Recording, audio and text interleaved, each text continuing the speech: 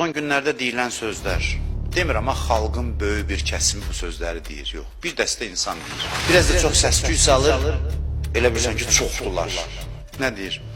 Deyir ki, 2 ərəb dava eləyib 1000 il bundan əvvəl.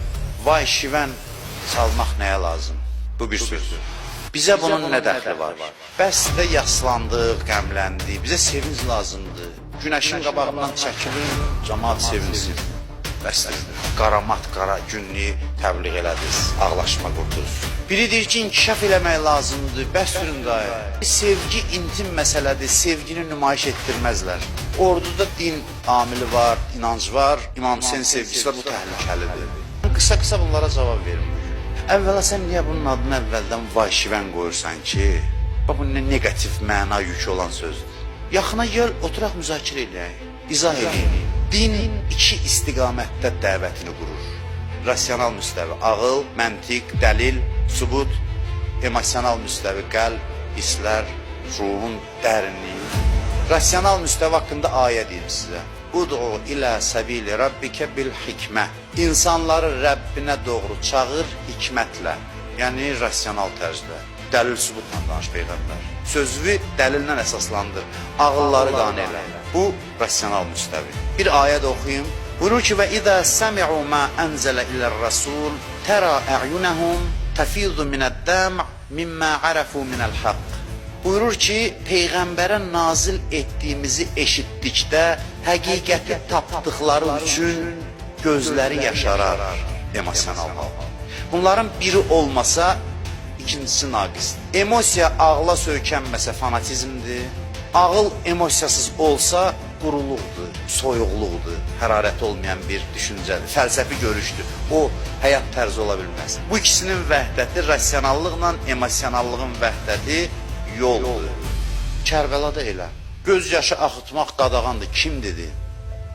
Nəyə istinad edirsən? Harada yazılıb?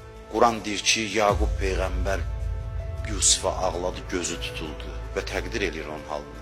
Yusif sağ ola-ola Yaqub ağlayır.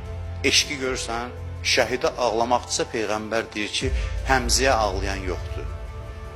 Təşviq edir ki, əmsi Həmzəyə ağlasınlar. Sual, cənnətə gedənə niyə ağlayırıq?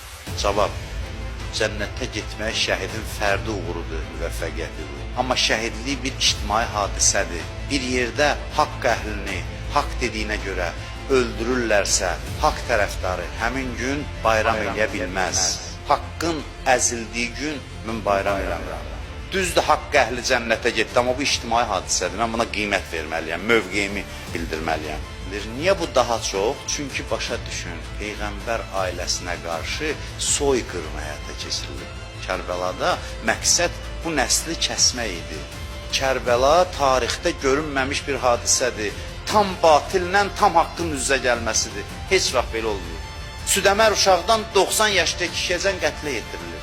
Allahın möcüzəsi ilə Əhl-i-Beytin bir nümayəndəsi sağ qalıb. Peyğəmbər ümməti özünə adlandıran, namaz qılıb oruç tutub həccə gedən adamlar Peyğəmbər ailəsinin qanına susuyur və onları yer üzündən silmək qərarına gəlir.